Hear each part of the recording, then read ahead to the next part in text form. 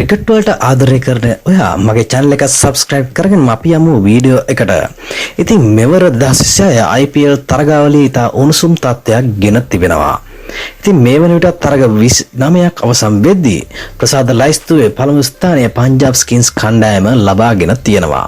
ඔවුන් අපරාජිතව තමයි තවමත් තරගාවලියේ රැඳී සිටින්නේ. අපරාජිත එකම කණ්ඩායම වන්නේ පංජාබ් ස්කින්ස් කණ්ඩායමයි. ඉතින් අපි අද මේ වීඩියෝවෙන් කතා කරන්නේ ඉන්දියාවේ සහ ඕස්ට්‍රේලියාවේ ක්‍රිකට් අනාගතයේ බාර ගැනීමට සිටින ඉතා සුවිශේෂී වම් යුගලයක් ගැන.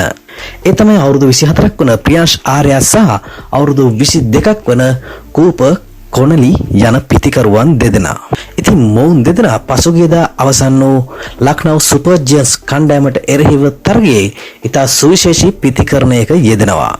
පළවෙනි ඕවරේම කලින් මැච් ටික ගොඩ දාපු සිමන් සින් අවුට් වෙනකොට පිච් එකකටවත් මායිම් නොකර ලක්නෝ පන්දු යවන්නන්ට දෙන්නත් එක්ක එකතු වෙලා දිගට හරහට නෙලනවා.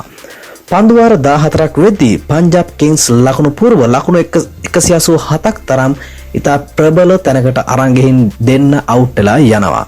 අවසනාවකට දෙන්නටම ලබාගත යුතුව තිබුණු සහ ලබා ගැනීමට හැකිව තිබුණු වටිනා ශතක දෙකක් අහිමි වෙලා යනවා.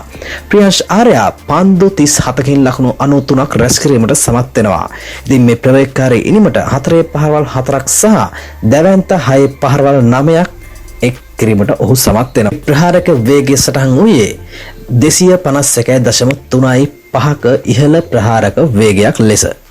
ඊට නොදෙවෙනි ප්‍රහාරයක් දියත් කළ ඕස්ට්‍රේලියානු සුපිරි පිතිකරුවෙකු වන කූපර් කොනලි පසුගිය තරග ටිකටත් හරියන්න පසුගියදා පැවති තරගයේ පන්දු 46කින් ලකුණු 87ක් රැස් කිරීමට සමත් වෙනවා. ඔහුගේ ඉනිමට 4.8ක් සහ දැවැන්ත 6.7ක් එක් කිරීමත් විශේෂත්වයක් වුණා. ප්‍රහාරක වේගය දැක්වේ 189.13ක් ලෙස. ඉතින් මේ වමත් පිතිකරුවන් යුගලයේ ලකුණු හරබයෙන් ලක්නෝ පන්දිය වන්නන් අන්ත අසරණ කිරීමට සමත් වුණා වගේම දැවැන්ත ජයක් පංජාබ් ස්කින්ස් කණ්ඩායම සතු කර දීමටත් හැකියාවක් ලැබුණා.